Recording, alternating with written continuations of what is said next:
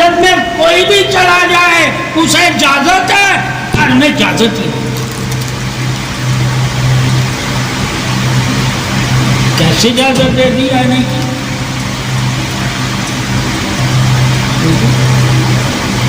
ایک عورت دوسرے کے گھر میں نہیں جا سکتی، عورت ہو کر۔ کیا حضرت عائشہ صدیقہ تبلیغ کے لیے گھروں میں نہیں جا سکتی تھی؟ نہیں گئی۔ ان کے پاس لوگ آتے تھے تو پردے میں ہو کر آپ بتاتے تھے، کیا گھر میں نہیں آنے دیا، کسی کو اندر نہیں بٹھایا، حتیٰ کہ ام المومنین نہیں تھی،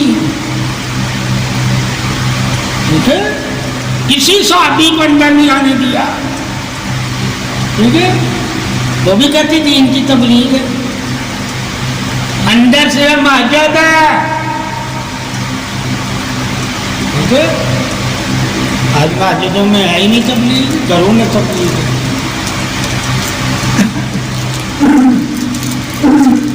تو جب یہ بدعت عام ہو گئی تو ان میں بھی ہو گئی، ٹھیک ہے، انہوں نے بھی ایسے کام کیا جو تاریخ میں 400 سال بعد کے، ہمارے بھی ایسے کام ہیں جو تاریخ میں 400 سال کے بعد کے۔ ہر مسئلے میں کوئی نہ کوئی بدعت ہے۔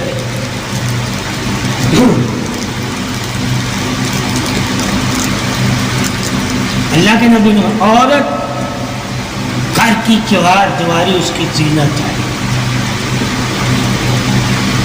عورت کی جنت خدمت ہے، دین کی نہیں کہا، دین کا نام ہی نہیں لیا کہ کوئی عورت یہ نہ کہے کہ مجھے دین کی خدمت کرنا چاہیے، دنیا کی خدمت۔ کوئی ایک حوالہ حدیث نہیں دے سکتا بنا کہ دین کی خدمت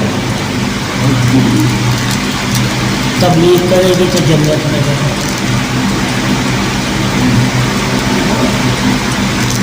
اپنی بچوں کی صحیح پرورش کرنا اس کی ذمہ داری ہے، اس کو رزق کے بارے میں نہیں پوچھا جائے گا، اس کو بچوں کی پرورش ادب کے بارے میں پوچھا جائے گا، اسے تبلیغ کے بارے میں نہیں پوچھا جائے گا، ٹھیک ہے۔ اس سے سوال جو ہوں گے کس چیز کی؟ دعوت اسلامی والوں نے سب سے زیادہ آگے انہیں لگایا۔ اگر ہم چھوڑیں عورتوں کے بارے میں تو سارے مولوی آ جائیں گے نا کہ یہ کون سا دین عورتوں کے ذریعے پھیلا رہے ہیں، کوئی نہیں۔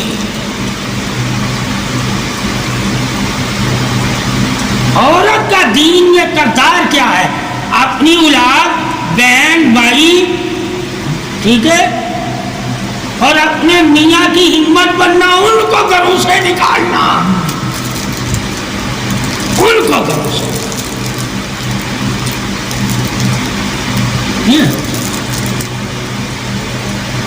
اور خود گھر میں ڈھال بن کے یہ کرنا ہے۔ ان کو تو پیسے کمانے نکال رہی ہوتی ہے، اور خود گھومنے نکل جاتی ہے تبلیغ کے چکر میں گھر گھر۔ کیا فاطمہ نہیں کر سکتی تھی تبلیغ؟ انہیں دین نہیں تھا، کسی گھر نہیں گئی؟ عائشہ صدیقہ کو دین نہیں معلوم تھا، وہ نہیں تبلیغ کر سکتی، کسی جگہ نہیں گئی؟ پڑھو تو صحیح۔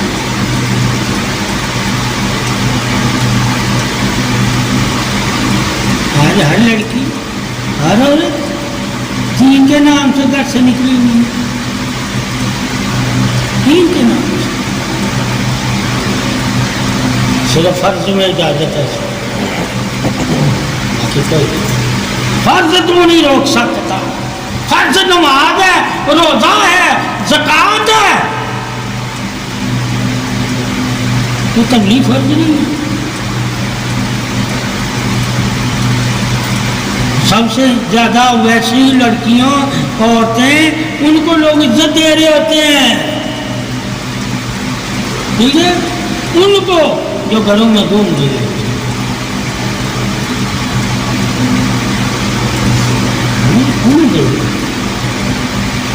بڑی نیک ہے یار، پڑھانے کی بیوی بڑی نیک، بڑا دین کا علم دیتی، بڑا درس دیتی ہے. کہتا رہا ایک بھی درس بتاؤ، ایک بھی درس دیا ہو. سرکار سے صحابہ درس لیتے تھے، اپنے گھر جا کے وہی دیتے تھے. اتنا علم کیا کریں. اللہ کے گھر یعنی مسجد سے دین گھر میں آیا ہے، مسجد سے گھر آتا ہے، کسی اور جگہ سے نہیں. اب مسجد سے نہیں آتا، گھروں سے جا رہا گھر. اللہ نے کہا اپنے گھر کا تعلق کس سے رکھنا؟ میرے گھر سے، کسی اور کے گھر سے نہ رکھنا. جب ہمیں پتہ چل گیا کہ اللہ کے گھر سے ہم نے اپنے گھر کا تعلق رکھنا، کہ جو اللہ کے گھر سے ملنا ہے وہ اپنے گھر والوں کو آ کے دینا، تو جو گھر والوں نے دینا ہے وہ اللہ کے گھر جا کے دینا. آسان، 100 گھر نہیں ڈھونڈنا. کیا نہیں ڈھونڈنا؟ 100 گھر والے وہاں آئے ہوں گے، کیا ہوں گے؟ وہاں جا کے انہیں پیغام دیا.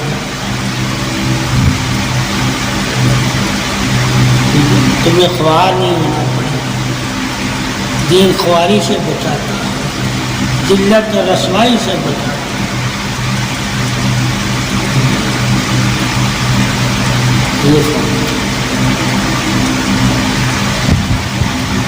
تو مسجد کی طرف جب انسان دھیان کرتا ہے تو اس کی سوچ اور ہوتی ہے، گھروں کی طرف جب دھیان کرتا ہے تو اس کی سوچ اور ہوتی ہے. تو سوچ سے ہی تو فتور پیدا ہوتا ہے. مسجد سے فتور نہیں پیدا ہوتے، گھروں سے ہوتے ہیں. جب ایسا دور آیا کہ مسجد سے گھروں میں میٹنگیں ہونے لگ گئی، صحابہ میں بھی فتور پڑ گیا تھا. ٹھیک ہے، اسلام بتاتا ہے کہ اندر کھاتے گھروں میں میٹنگیں کب ہونے لگی تھی؟ جب مسجد نبوی میں میٹنگیں ہوتی رہی، کوئی اسلام میں فتور نہیں تھا. کوئی نہیں، چھپ کے بات نہیں کرتے تھے. اور جب گھروں میں ہونے لگی، چھپ کے ایک دوسرے سے چھپ کے تو جھگڑے بھی ہونے لگے. دین مسجد گھر نہیں، اور وہ بھی مسجد نبوی، کوئی خانہ کعبہ نہیں ہے. خانہ کعبہ تو اسے جانے کی اجازت ہے نا جو دیندار ہوگا، اور مدینہ محمد کا ہوگا تو خدا کا ہوگا نا. پھر اسے پتہ چلے گا نا کہ اطیع اللہ کیا ہے. اللہ کو ہونے کے لیے اطیع اللہ لازم ہے.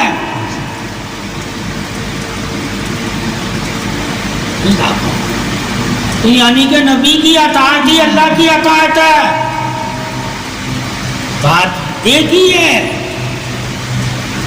ٹھیک ہے، تو جب اسے پتہ چلے گا کہ محمد صلی اللہ علیہ وسلم کا علم ہی اللہ کا علم ہے، نبی کی رضا ہی اللہ کی رضا ہے، اور نبی کا چہرے کی مسکراہٹ ہی اللہ کی خوشنودی ہے. کسی اور سے اللہ کو راضی نہیں انہوں نے کیا. صحابہ نے نبی سے ہی وہ اللہ کو راضی کر رہے تھے کہ نبی خوش ہے تو اللہ خوش ہے، نبی کے قریب ہے تو اللہ کے قریب ہے. ان کا قرب محمد صلی اللہ علیہ وسلم کا قرب تھا. وہ قریب تھے تو کہتے تھے ہم اللہ کے قریب ہیں. وہ توحید سے اللہ کے قریب نہیں ہوئے، اللہ کی تعریف سے اللہ کے قریب نہیں ہوئے. دلیل قرب کی محمد صلی اللہ علیہ وسلم کی رضا تھی، خوش ندی تھی، اور کوئی دلیل ہی نہیں ہے. جب دلیل ہی نہیں ہے اور کوئی محمد صلی اللہ علیہ وسلم کے سوا کوئی دلیل ہی نہیں ہے، اگر اور کوئی دلیل رضا کی ہے تو پنجتن پاک کا گرانا ہے. پنجتن پاک کہنا یعنی کہ آپ صلی اللہ علیہ وسلم کو شامل رکھنا. یہ دلیل ہے کہ محمد اور محمد کی آل کی رضا بھی اللہ کی رضا ہے، یعنی کہ محمد کے بغیر آل بھی نہیں ہے اور محمد کے بغیر کوئی ان کا امتی نہیں ہے، بغیر ان کے کچھ نہیں. اگر آل سے محمد صلی اللہ علیہ وسلم کو نکال دو تو وہ آل نہیں ہے، اگر امت سے مومنوں سے محمد صلی اللہ علیہ وسلم کو نکال دو تو وہ مومن نہیں ہے. ساتھ ہونا ہی مومن کی دلیل ہے اور ساتھ ہونا ہی آل محمد کی دلیل ہے. دونوں کا ساتھ ہے تو ایک کو آل کہہ دیا، ایک کو امتی اور مومن کہہ دیا.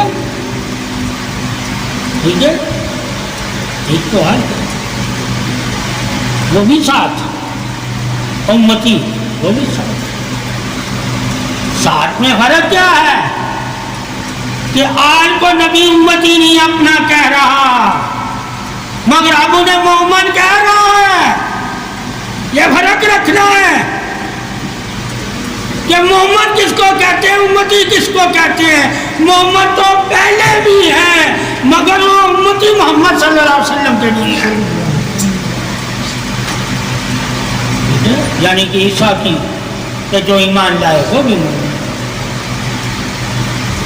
ٹھیک ہے، موسیٰ پہ، ابراہیم پہ، خلیل اللہ پہ جو ایمان لائے اللہ پہ وہ مومن ہے، مگر اس وقت کا نبی ہے جو وہ اس کے امتی ہیں. مومن ہو کر بھی امتی ہونا لازم ہے اور امتی ہو کر مومن ہونا بھی لازم ہے. یعنی کہ لا الہ الا اللہ پڑھا ہے تو مومن ہے، محمد رسول اللہ پڑھا ہے تو امتی ہے. ٹھیک ہے، امتی اور مومن. ٹھیک ہے، تو وہ آل پاک اللہ کا نبی یا امت کے لیے رویا ہے، مومنوں کے لیے نہیں رویا.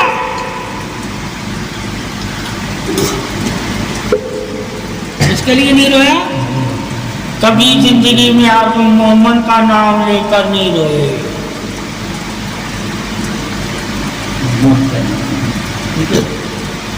یا امتی کا نام لے کر روئے ہیں یا اپنی حال کے لیے.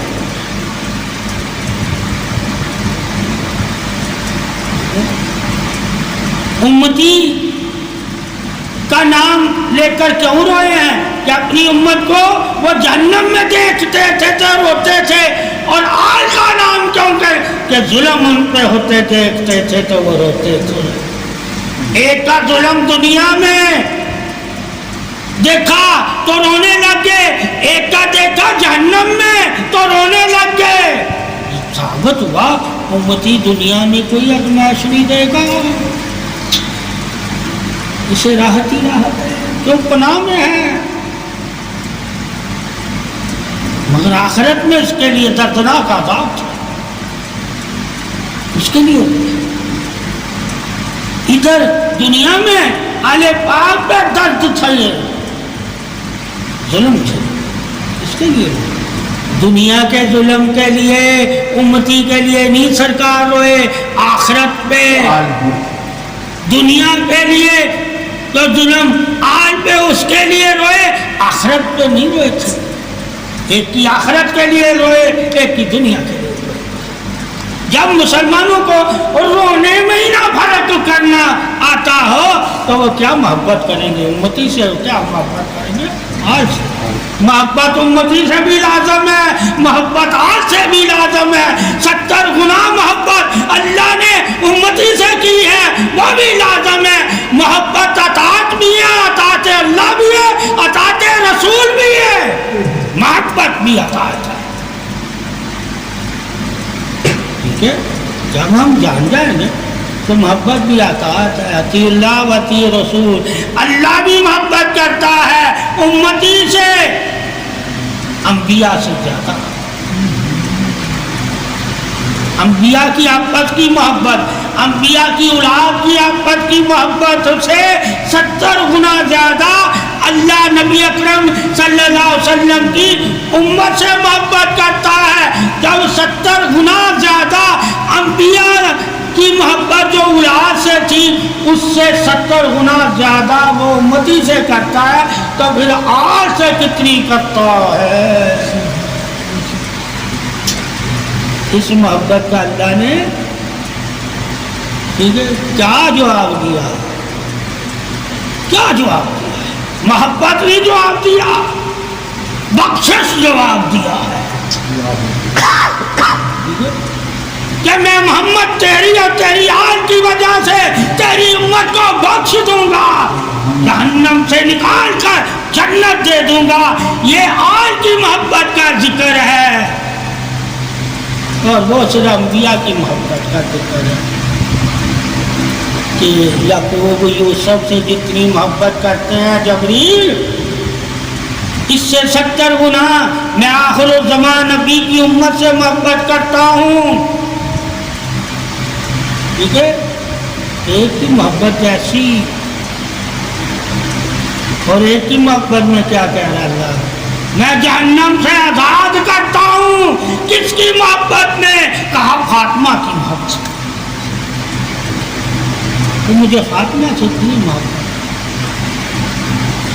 وہ بھی مثال کیسے دی؟ کہا فاطمہ زہرا رضی اللہ تعالیٰ عنہا نے کہ اے ابا جان، جب آپ عثمان غنی کے گھر کی طرف چلتے ہیں تو وہ صدقے خیرات کرتا ہے، غلام آزاد کرتا ہے۔ جب آپ میرے گھر کی طرف آتے ہیں تو میں کچھ نہیں کرتا۔ اس بات پہ میرا چہرہ رنجیدہ ہے۔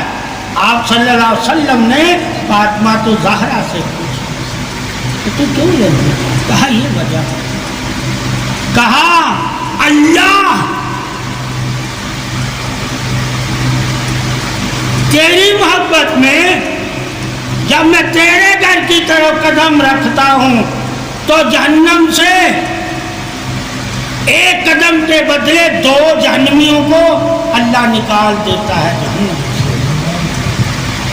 اے فاطمہ، عثمان غنی اگر میری محبت میں غلام ذات کرتا ہے تو اللہ تیری محبت میں جہنمیوں کو آزاد کرتا ہے جہنم سے۔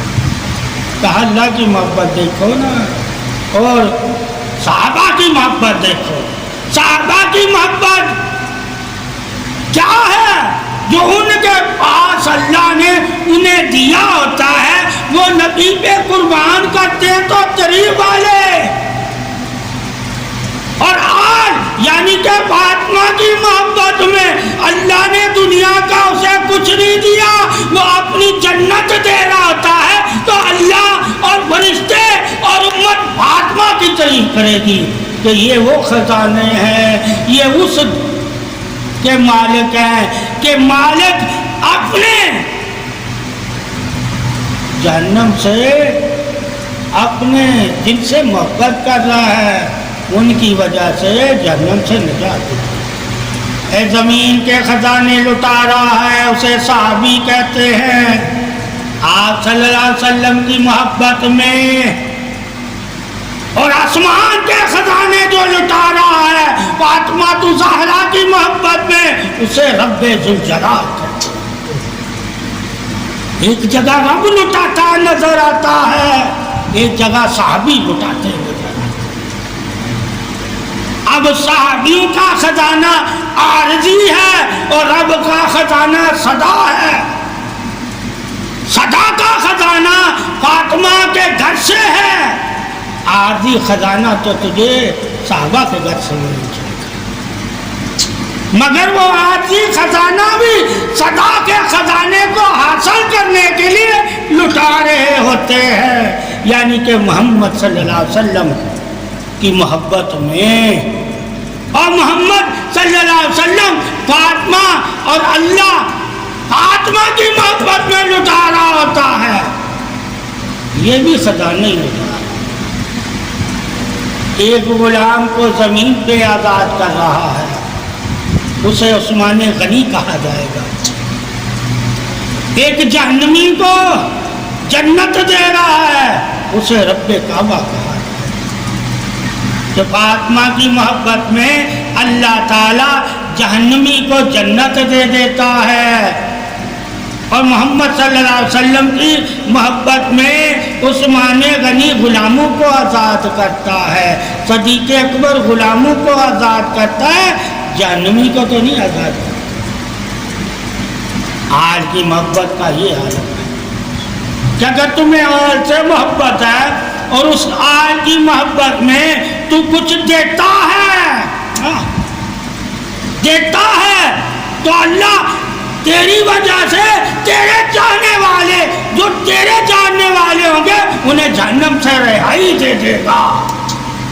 یہ نظر نیازی کوئی معمولی باتیں نہیں ہیں، مگر نظر نیاز میں چاہت ہونی چاہیے کہ ہم اللہ کے لیے کر رہے ہیں یا رسول اللہ صلی اللہ علیہ وسلم کے لیے کر رہے ہیں، پھر اس پہ اللہ راضی ہوگا۔ اگر رسول کی خوشی میں صحابہ نے نئی نظریں کی، نئی قربانیاں دی، نہ دو۔ اگر آل نے اللہ کے لیے قربانیاں نہیں دی، اس کے دین کے لیے، تو آل کے لیے دونوں تو قربانیاں دے رہے تھے۔ یہی ہمیں سکھاتے تھے، سکھایا ہی مسلمان کو صحابہ نے یا اہل بیت نے۔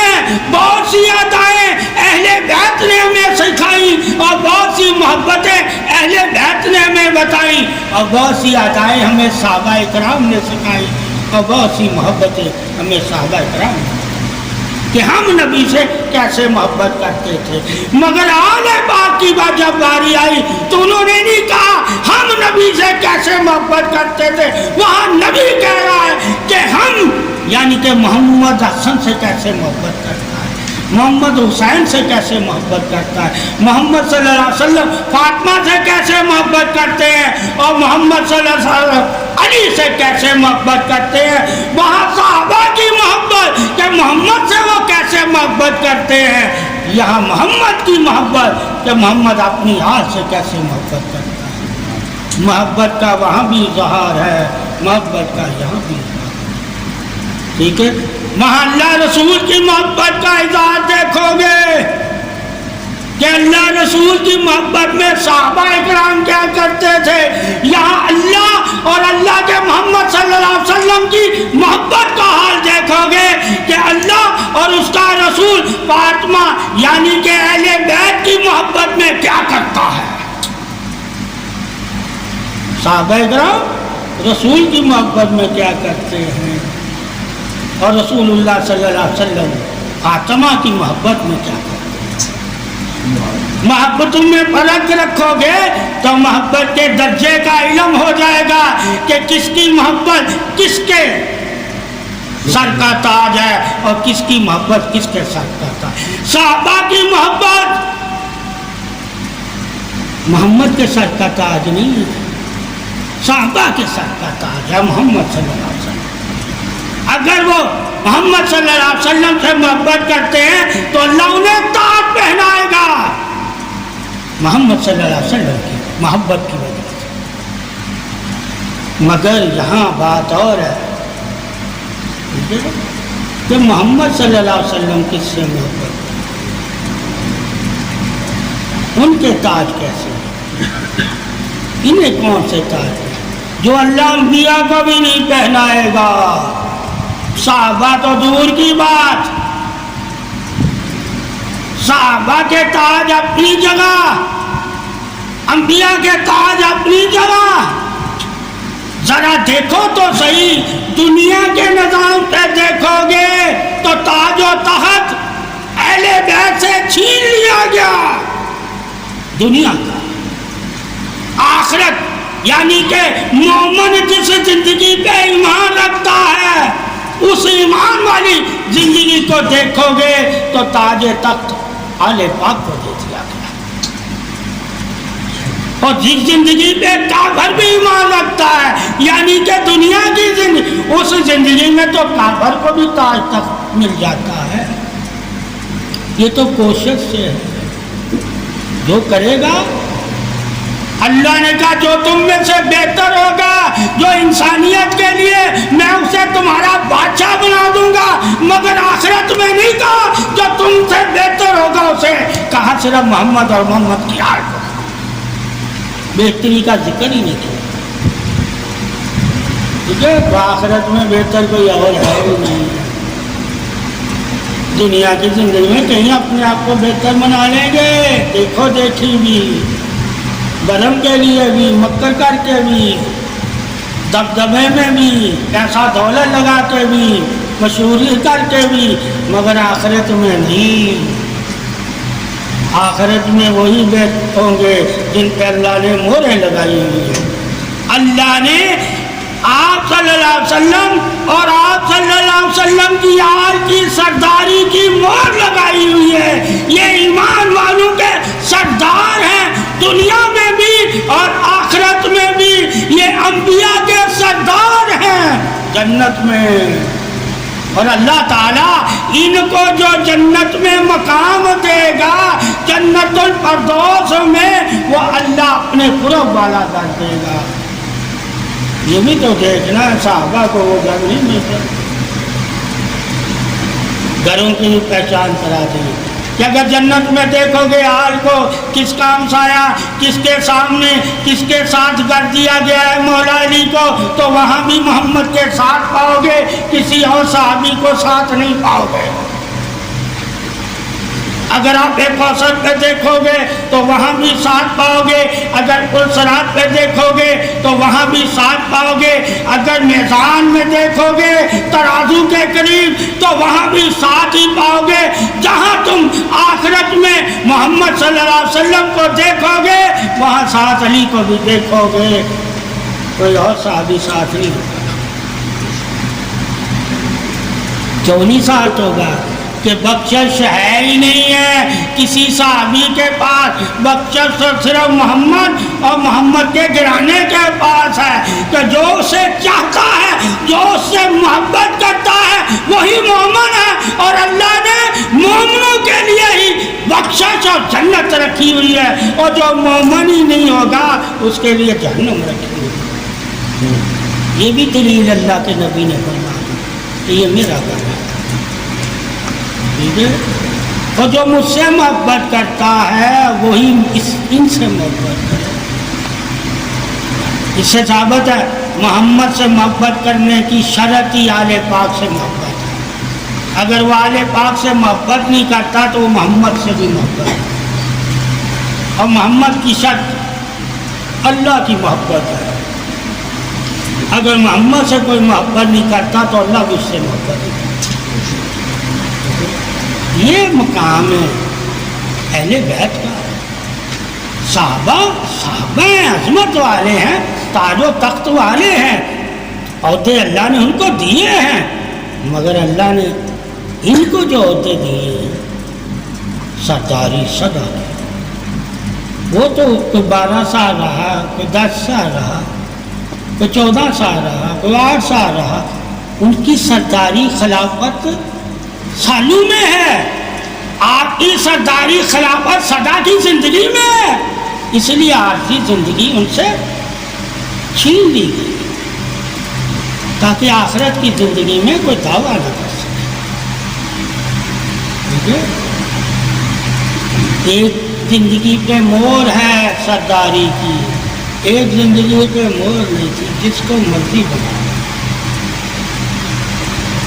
جس کو مرضی بنا لینا، مگر میرا اور میرے رب کا فرمان سنا دینا سب کو کہ آل ہی سردار ہے، ہمیں تو ان کی وجہ سے سرداری ہوئی ہے۔ اگر ان کا نانا سردار نہ ہوتا تو ہم خلیفہ کہاں،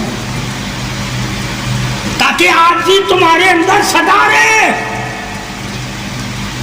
اور وہ آل کا شکر کرتے۔ ٹھیک ہے کہ حال تھی تو ہم سردار، ورنہ اللہ نے ان کو آخرت میں سردار بنایا تو صدا کی مہر اگر ان پہ لگا دیتا، مگر ایمان میں لگا دی، نظام میں نہیں لگائی۔ نظام آتا جاتا ہے. ایمان سدا وہی رہے گا، جو سدا وہی رہے گا، اس میں سردار وہی ہیں. جو آتا جاتا رہے گا اس میں سردار بدلتے رہے گا. اس لیے کہا مومنوں کا سردار. حدیث عجیب ہے کہ میں یہ تمہیں نہیں کہہ رہا کہ تم اسے چن لینا، اسے خلیفہ بنانا. اسے بناؤ نہ بناؤ یہ سدا بنا لو تو اچھا ہے، اچھا دیا بس، زور نہیں دیا کہ لازم بنانا. ٹھیک ہے، یہ جملہ کا بھی ہے. اچھا کیوں کہا؟ دوسروں کو اچھا تو نہیں کہا نا، کہا بنا.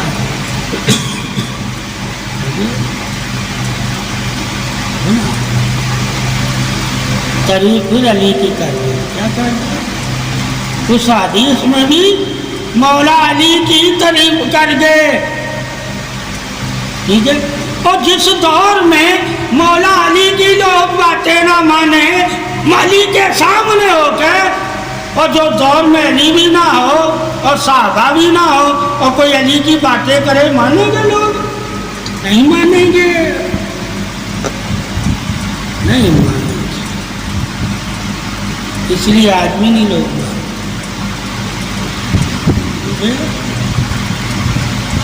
علی بھی تو حدیث ہی سناتا تھا نا.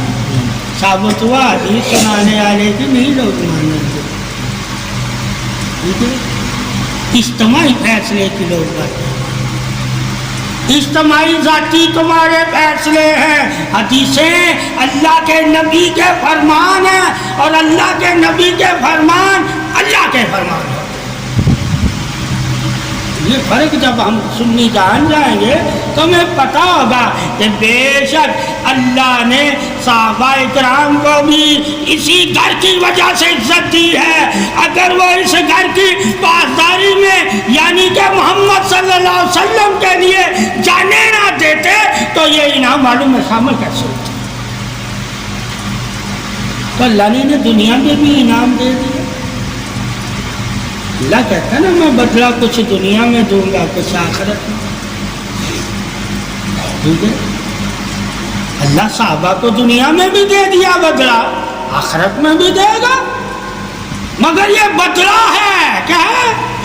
آل کو بدلہ نہیں کوئی دے رہا، آل کے بدلے دیتا ہے، آل کو نہیں بدلہ دے رہا. یہ فرق ہے بس.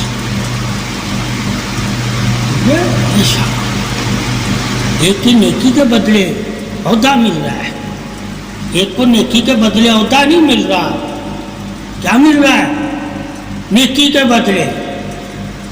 آل کی نیکی کے بدلے اللہ امت کی بخشش کرتا ہے، اور امتی کی نیکی کے بدلے اللہ امتی کی بخشش کرتا ہے. وہ اپنے آپ کو بخشوا نہیں رہے نیکی کر کے، وہ نیکی کر کے تمہیں اللہ بخشوے گا ان کی نیکیوں کے بدلے، اور تم جو نیکی کرتے ہو وہ اپنے آپ کو بخشوا. یہ آج کی ہم پہ بخشش ہے اللہ کی طرف سے. ٹھیک ہے، کہ ان کی خوشی پر اللہ خوش ہو کے امت کو بخشتا ہے، اور تم خوشی میں اپنے آپ کو بخشواتے ہو، تم خوش ہوتے ہو. جب اللہ تمہیں بخشتا ہے تم خوش ہوتے ہو. جب اللہ ان کی وجہ سے امت کو بخشے گا تب وہ خوش ہوں گے، ورنہ وہ خوش ہی نہیں ہوں گے جب تک ان کی امت ان کے ساتھ جنت میں نہیں جائے گی. یہ شان ہے. مگر صحابہ کے ساتھ 70,000 لے کر جائیں گے، ساری امت کو تو نہیں لے کر جائیں گے نا. اب صحابہ کی بخشش محدود ہے کہ ہر صحابی جو بغیر صاحب جنت میں جائے گا وہ بھی تو 70,000 ہے، اور ان 70,000 کے ساتھ ایک ایک صحابی کے ساتھ 70,000 گناہگار امتی جائے. یہ تو تعداد ہے.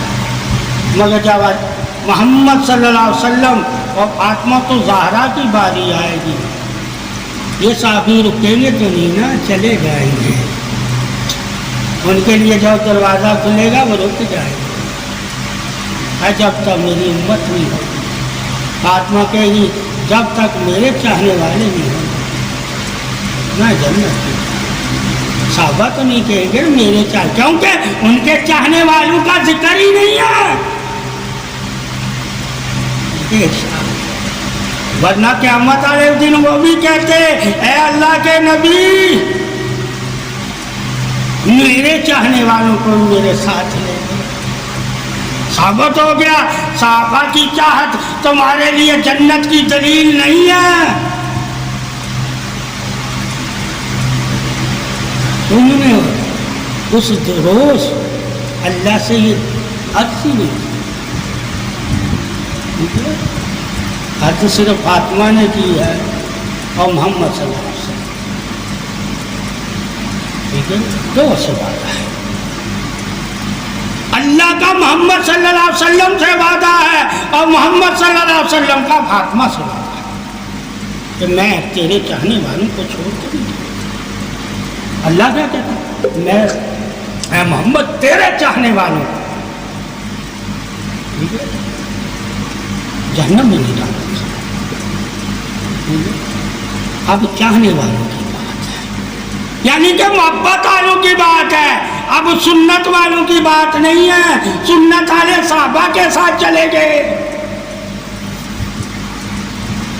یہ اب اللہ نے جملے عجیب اللہ کے نبی نے کہا محبت والے. فاطمہ بھی محبت والوں کے لیے اور محمد صلی اللہ علیہ وسلم بھی محبت. جب تک تو خوش نہیں ہو جائے گا، جب تک تو خوش نہیں ہو جائے گا تب تک میں جنت کا دروازہ کھلا رکھوں گا اور تیری امت جنت میں داخل رکھوں گا. اور جو محبت ہے، منافق تو محبت رکھتے ہی نہیں. اس لیے منافق نہ امتی ہے نہ مومن ہے. منافق نہ امتی ہے نہ مومن ہے، یعنی کہ نہ ہی وہ ایمان والا ہے اور نہ ہی وہ رسول والا ہے، نہ وہ توحید والا ہے نہ رسالت والا. وہ تو ہے ہی نہیں.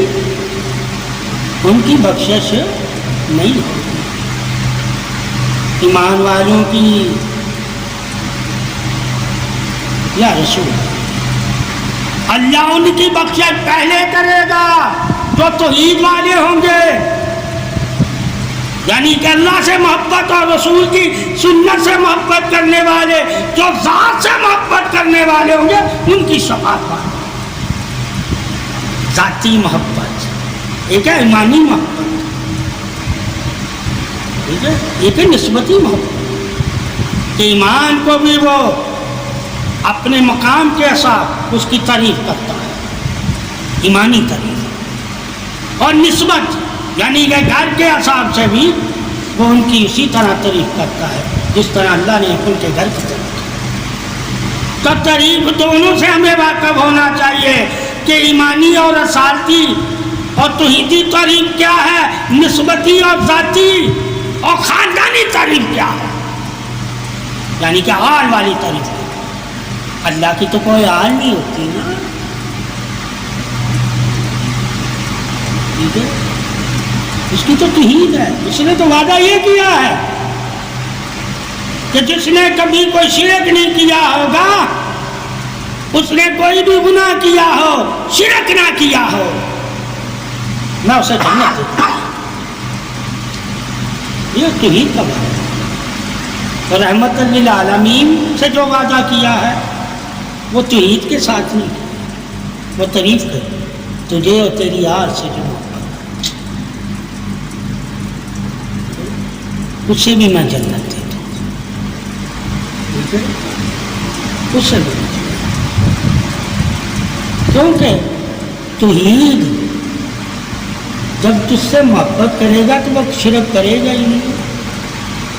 تو اللہ اور اس کی آل کی محبت انسان کو شرک سے پاک رکھتی ہے اگر وہ محبت اسی کا قائل ہے جس محبت کو اللہ نے دین میں حدیث میں بیان کیا ہے اگر بات علی محبت جو ریاکاری ہے، ٹھیک ہے، خود سے نئی نئی رسمیں دین میں ایجاد کی ہوئی ہیں محبت میں، وہ علی محبت نہیں، یہ وہ محبت ہے جو آل کی محبت ہے۔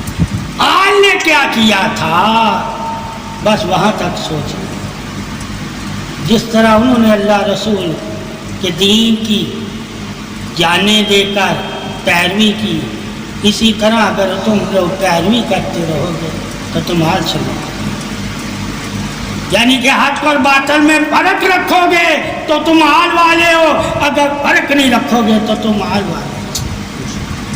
وہاں کعبہ میں اور محمد میں فرق رکھو۔